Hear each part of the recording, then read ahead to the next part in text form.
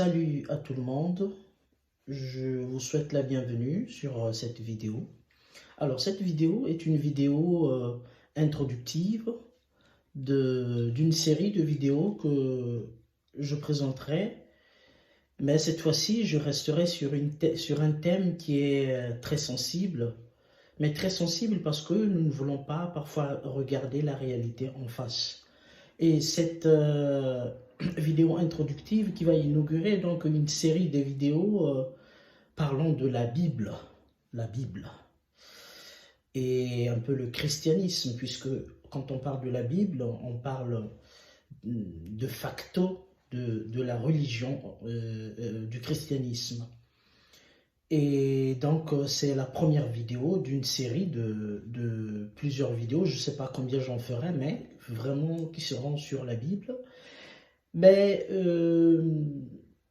ces vidéos, au fait, sont le fruit d'une rencontre que j'ai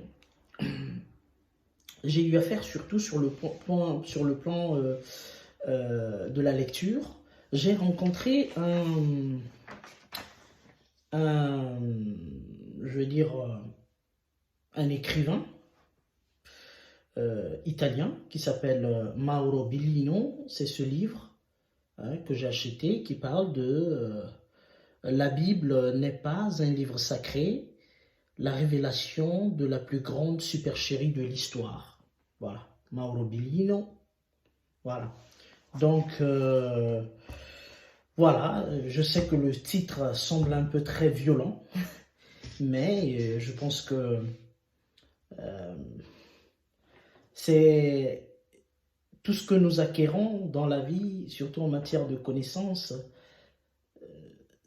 Pas tout, mais en général, c'est plus le fruit de la curiosité. Et donc, la curiosité nous invite souvent à nous intéresser à tout ce qui nous entoure. Voilà. Même aux choses qui nous semblent familières. Mais il faut plus donner approfondir sa réflexion sur ces sujets-là qui nous entourent pour essayer d'en tirer le meilleur. Alors, je m'en vais directement ici vous présenter celui qu'on appelle Mauro Billino. En tout cas, tout ce que je vais dire, pour la plupart des choses que je vais dire sur cette vidéo-là, sont le fruit des recherches et de la pensée de la propriété de Mauro Billino. Donc moi, je ne suis qu'un pont, voilà, quelqu'un qui vous fait découvrir, peut-être pour ceux qui ne le connaissent pas, une personne qui parle de la Bible, mais qui nous propose une autre lecture de la Bible. Et donc, qui est Mauro Billino? Je vais lire. Hein. Alors, c'est un chercheur dans le domaine de l'histoire des religions. Il approfondit depuis plus de 30 ans l'étude de ce qu'on nomme par texte sacré, convaincu que seule la connaissance et l'analyse directe nous aideront à comprendre la véritable pensée religieuse formulée par l'humanité au cours de l'histoire. Il a étudié l'hébreu massorétique, après je vous expliquerai ce que ça veut dire massorétique, et maîtrise le grec et le latin. Il est devenu le traducteur officiel des Edizioni San Paolo, édition Saint-Paul en Italie. C'est une maison éditrice, pardon. Excusez-moi, éditrice. Et donc, avec cette maison-là, ils ont publié 17 livres de l'Ancien Testament traduits par les soins de Mauro Billino à partir de la Bible hébraïque, version imprimée du codex de Leningrad. Je vous expliquerai aussi ce que c'est que le codex de Leningrad. Après plusieurs années de collaboration avec cette maison d'édition, il a décidé de proposer une version littérale, notez bien, c'est la version qu'il propose, une version littérale et philologique de l'Ancien Testament, dans le but de se rapprocher le plus possible du message d'origine de ceux qui l'ont compilé. Il est temps que les mots parlent. Voilà. Bon, je vous expliquerai aussi ce que c'est que la philologie. Bon, pour ceux qui connaissent, c'est toujours bien. Bon, ceux qui n'ont pas d'idée là-dessus, bien, c'est pas un problème. Alors, le codex de Leningrad, qu'est-ce que c'est? Le codex de Leningrad, daté on va dire en 1008 de notre ère, est la plus ancienne, on va dire, copie, hein, la plus ancienne copie du texte pardon, massorétique de la Bible hébraïque subsistant, c'est-à-dire qui existe aujourd'hui. Et en ce qui concerne la philologie c'est l'étude d'une langue ou d'une civilisation par l'analyse de ses textes. Après, je vous parlerai aussi de ce que c'est que les massorètes et tout. Voilà. Donc, on va aller droit au but. Alors, la Bible peut être comprise par tous. Il suffit hein, de... Il suffit de la lire de manière littérale et cesser de la couvrir de mystères pour empêcher, en quelque sorte, de comprendre ce qui a été écrit avec clarté. Le Dieu chrétien,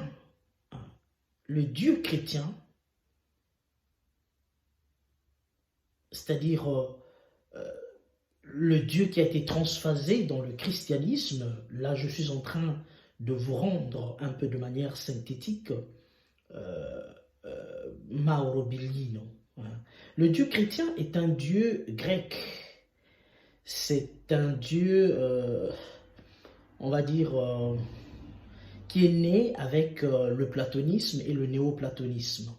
Hein, c'est-à-dire le platonisme, c'est la doctrine de Platon. Et le néoplatonisme, ce sont ceux qui sont venus après Platon. Voilà. Et donc, cette doctrine, ce Dieu qui est né du platonisme et du néoplatonisme, qui n'a rien à voir avec le pragmatisme de la pensée juive. À ce Dieu fut attribué un fils, ce qui est pour la tradition juive une injure. Non, vous savez que dans la tradition juive, ils ne considèrent pas Jésus-Christ comme étant le Fils de Dieu. Voilà, c'est ce que ça veut dire. Alors, Alexander Refé, qui est prof à la Hebrew University, écrit. Hein, il a écrit dans un document que l'unique certitude que nous avons sur la Bible est que la Bible que nous lisons aujourd'hui n'est pas celle écrite à l'origine. La plupart des profs pontificaux soutiennent par exemple que le livre d'Isaïe ou d'Ésaïe, composé de 66 chapitres, montre des incohérences. En effet, du chapitre 1 à 39 sont attribués à Ésaïe, ou Isaïe, comme vous voulez. Hein. Vous pouvez appeler Isaïe ou Ésaïe. Et parce qu'il n'y a pas de motif sérieux pour le nier. C'est-à-dire qu'il n'y a pas de motif sérieux pour nier que du chapitre 1 à 39 ont été écrits par Ésaïe, et donc on l'accepte. Mais on n'a pas de preuve que c'est vraiment Ésaïe qui l'a écrit. Mais je vais arriver, vous allez comprendre pourquoi je le dis. Et donc, du chapitre 40 au 55 sont écrits par Deutéro-Isaïe ou Ésaïe. Deutéro, pour ceux qui lisent la Bible, ils comprennent un peu ce que je veux dire. Et donc, du chapitre 40 à 55, ces chapitres-là sont écrits par Deutéro-Ésaïe, qui veut dire deuxième Ésaïe. Voilà, là nous sommes dans la cohérence. Et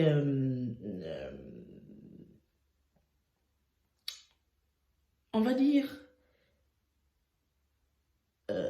ce qui est bien évidemment un nom, excusez-moi, j'allais éternuer, mais désolé. Ce qui est bien évidemment un nom inventé afin de pouvoir donner un sens d'unité de ce livre. Vous allez comprendre pourquoi je le dis. Hein. Et sauf que tout le monde sait que dans les explications écrites en bas de page de la Bible ou en marge, etc., le deuxième Ésaïe, c'est-à-dire Deutéro-Ésaïe, écrivit 2 siècles après le présumé Ésaïe. C'est-à-dire que le premier Ésaïe qui a écrit du chapitre 1 à 39 et celui qui a écrit du chapitre 40 à 55 a écrit 2 siècles après le premier. D'accord? Et les 10 derniers chapitres sont écrits par le troisième Ésaïe qui lui écrivit quelques décennies après Deutéro-Ésaïe.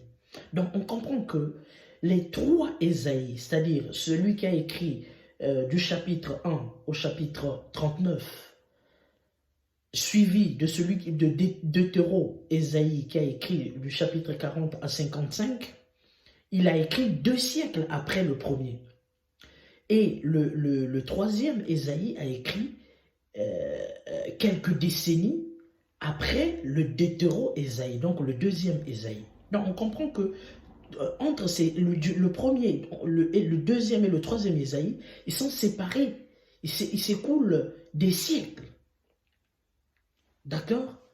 Voilà. Ça, ce n'est pas des choses qu'on invente, c'est des choses que tout le monde peut retrouver dans la Bible, en marge, surtout sur, quand on explique dans la Bible, souvent on met des chapitres en bas, souvent on explique, ça dépend des Bibles, d'autres à la marge, ou même sur Google, vous pouvez essayer de chercher, de savoir qui a écrit le livre d'Ésaïe, etc., pour avoir un peu une idée à propos. Dans la meilleure des hypothèses, le livre d'Ésaïe fut écrit par 3 personnes qui ont écrit en l'espace de 250 ans. Comment peut-on donc affirmer avec exactitude que ce livre fut écrit par Ésaïe? Il a vécu combien de temps? Si entre ceux qui ont écrit les différents chapitres, il s'est écoulé des siècles. Ils se sont écoulés, pardon, des siècles. Donc, ça c'est juste un exemple que nous prenons sur le livre d'Ésaïe pour essayer un peu de nous interpeller aussi, hein, parce que les gens, souvent quand on parle de la Bible, ils ont aussi besoin des exemples concrets pour essayer d'ouvrir déjà un peu le champ à la réflexion et surtout à l'analyse critique ou à une sorte d'exégèse, n'est-ce pas? Et en lisant le livre d'Ésaïe des Massorètes, alors maintenant je vous avais parlé en introduction des Massorètes, les Massorètes sont des maîtres de la tradition et transmetteurs de la Massora, n'est-ce pas? Et transmetteurs de la Massora. Et c'est-à-dire la tradition de transmission fidèle de la forme textuelle de la Bible hébraïque. C'est-à-dire que les Massorètes sont ceux-là qui ont cette tradition-là de transmettre fidèlement la forme textuelle de la Bible hébraïque. Parce que toutes les Bibles que nous avons découlent de la Bible hébraïque qui est considérée, qui elle est tirée comment on appelle, du codex de Léningrad. Et j'avais déjà expliqué ce que c'est que le codex de Léningrad. Alors,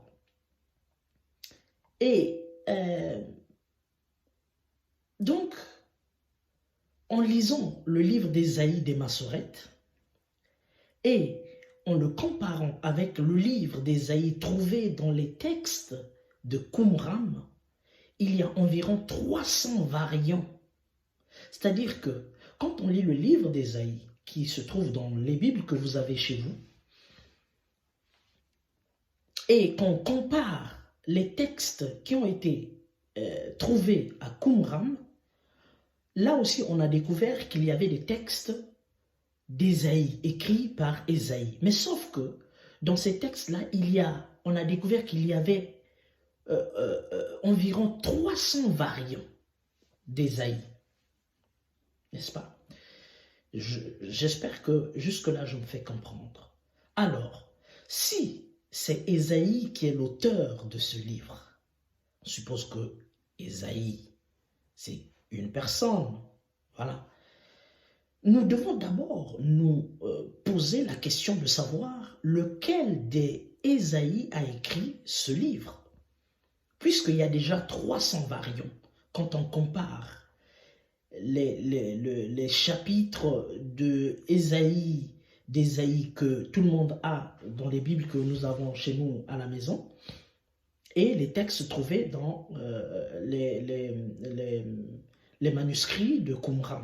On constate que dans les manuscrits de Qumran, il y a 300 variants d'Ésaïe. Alors, ici, la réflexion qui nous est posée, c'est que si c'est Ésaïe qui est l'auteur de ce livre, nous devons d'abord nous poser la question de savoir lequel d'Ésaïe a écrit ce livre, puisqu'il y a déjà 300 variants. Nous parlons tant et tous de la Bible sans la connaître, finalement.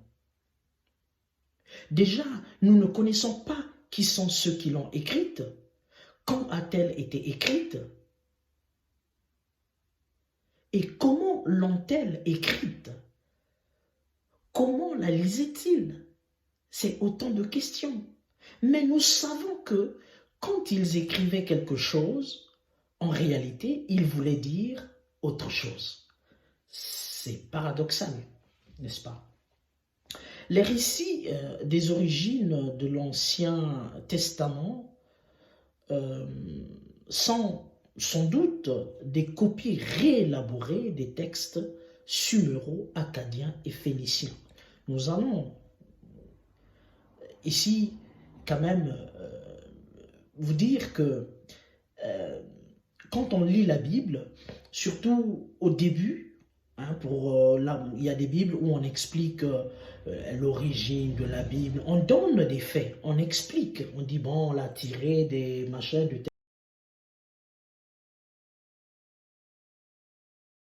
telle tradition, machin et tout ça. Il y a des Bibles comme ça. Et lisons ces choses-là. Quand on commencera à lire aussi ces écrits-là, on comprendra de quoi je suis en train de parler. Donc, les récits des origines de l'Ancien Testament sont sans doute des copies réélaborées, parce que ce sont des copies réélaborées des textes suméro, akkadiens et phéniciens.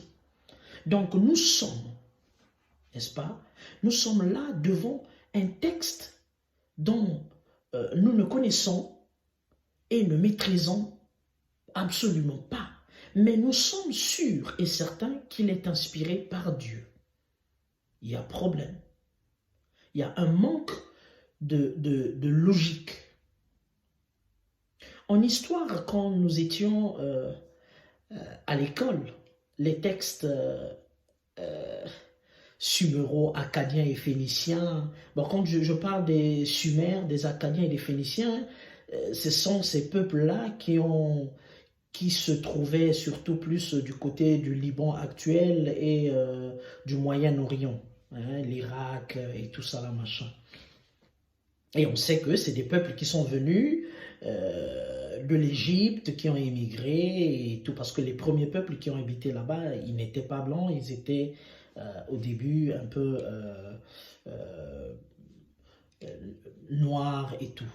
Alors, donc, et en histoire, on nous a appris que les textes suméro, akkadiens et phéniciens, même de l'Égypte, ou parfois il y a certains textes même de la Grèce antique, euh, il nous a été dit que leurs textes contiennent des mythes, des légendes, des fables et des métaphores. Parce que ces peuples ne furent pas en possession de la vérité révélée. Voilà pourquoi ils se construisaient entre eux un système leur permettant de comprendre le monde.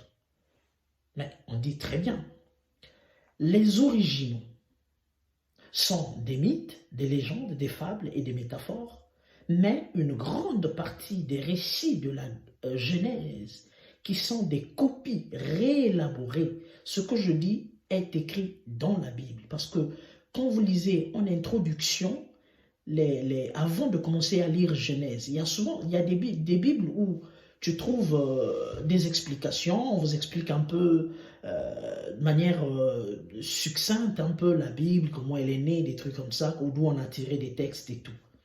Et euh,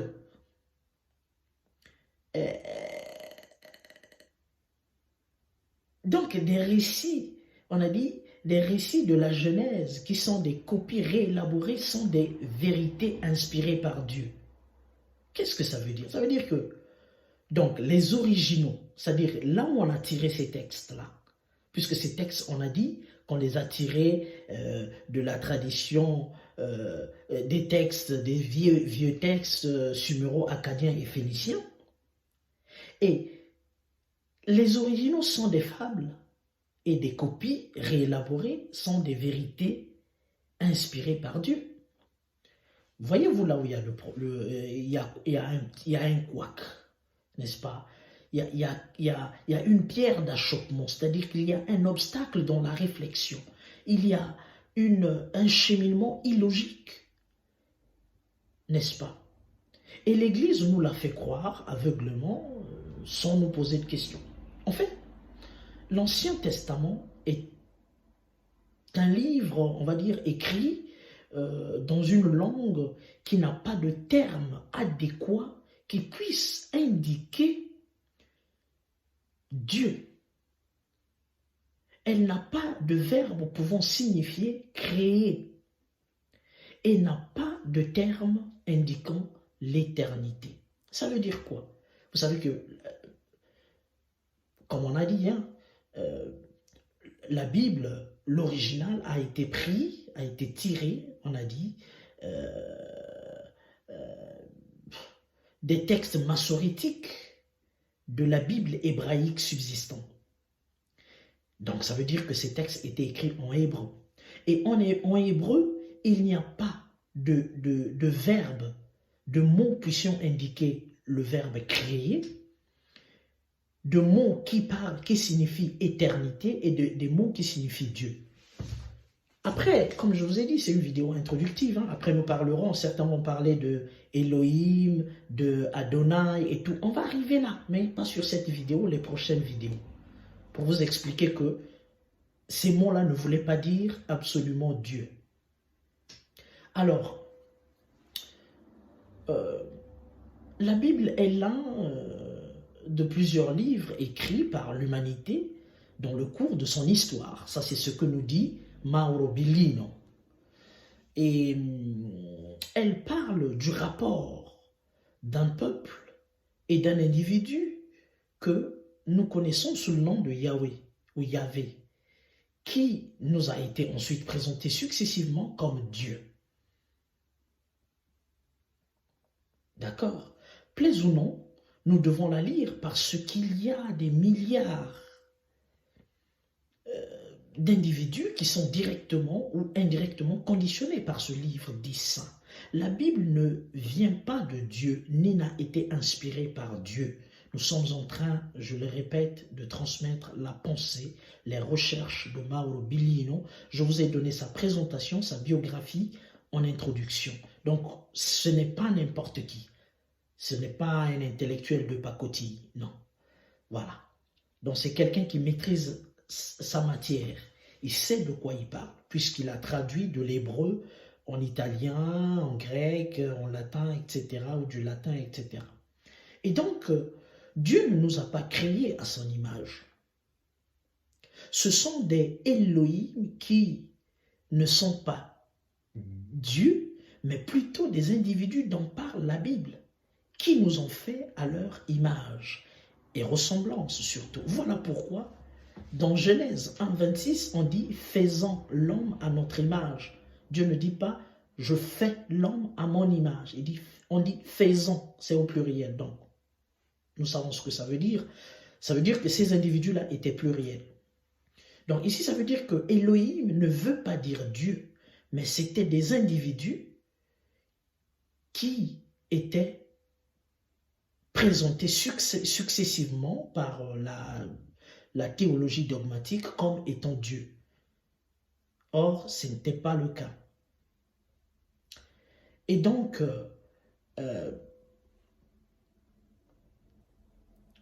la notion du règne de Dieu n'existe pas, car c'est une pure invention de la théologie dogmatique. Personne ne sait ce que c'est que la création, c'est-à-dire comment est né l'univers avec exactitude. Parce que personne n'était là quand on a créé. Comment on sait que ça s'est passé comme ceci, comme cela? D'accord? Par contre, il est évident que la Bible ne s'occupe pas de la création. Dans la Bible, on ne parle pas de la création. Comme il a dit au départ, ou nous disions au départ, que la Bible parle ici d'un rapport entre un individu ou des individus appelés Elohim avec un peuple, mais ne parle pas en aucun cas de Dieu.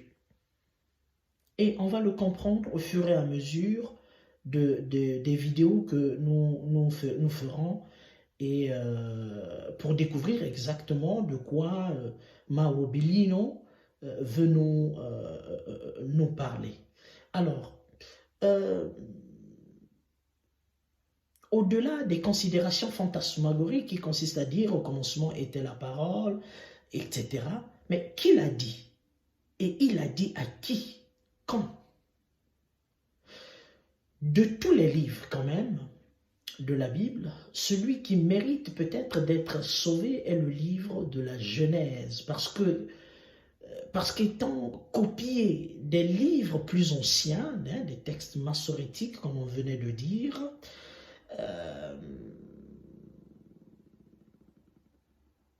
les peuples du Moyen-Orient, etc., il est le moins retouché sur quelques aspects par la théologie dogmatique et est celui qui a plus de probabilité de contenir des vérités au moins du point de vue de la chronique historiographique.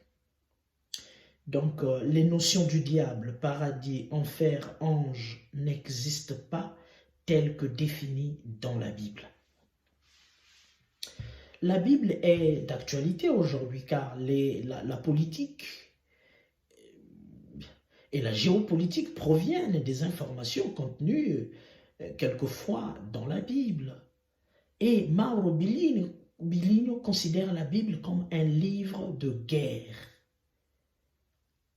On va approfondir tous ces points parce que c'est une vidéo dans laquelle on a soulevé beaucoup de sujets, mais juste pour vous donner déjà une idée de ce que nous allons parler avec des textes bibliques à l'appui. Alors, on va se servir de la Bible, ne vous inquiétez pas, et des choses que des professeurs d'université de renom, surtout juifs et chrétiens, ont écrit et ont dit. D'accord? Dans la Bible, on nous parle souvent d'être sauvé, mais être sauvé de quoi? Il y a dans la Bible certainement un peu de substance chronique, historique, vraie, sur laquelle a été construite un château de mensonges. Par exemple, Mauro Bellino nous dit, pour Adam et Ève, un groupe d'Élohim a eu la nécessité de fabriquer quelqu'un qui pouvait travailler pour eux. Ils ont d'abord créé l'homme, probablement grâce à de l'ingénierie génétique, parce que Adam et Ève ne sont pas les pères de l'humanité. D'accord. Et ça, on aura des preuves qu'on vous apportera contenues dans la Bible. Hein. Ne vous inquiétez pas. Après un moment, ils se sont rendus compte que l'homme tout seul ne se sentait pas bien car il se défoulait sur les animaux, etc. Ils ont décidé de lui créer une femme, elle aussi. Si nous nous référons exactement à ce que dit la Bible, hein, quand on parle de la création de Ève, en réalisant une intervention d'ingénierie génétique. Et tout s'est développé à partir de là. Parce que on sait que Adam et Ève a été tirés de la côte d'Adam. Mais pourquoi on n'a pas créé Ève avec la même substance qu'on a créé Adam? Pourquoi il a fallu faire une intervention chirurgicale sur la côte d'Adam pour créer Ève? Mais aujourd'hui, moi, quand j'essaie de compter mes côtes, j'ai toutes mes côtes, hein? J'ai pas de côte qui manque.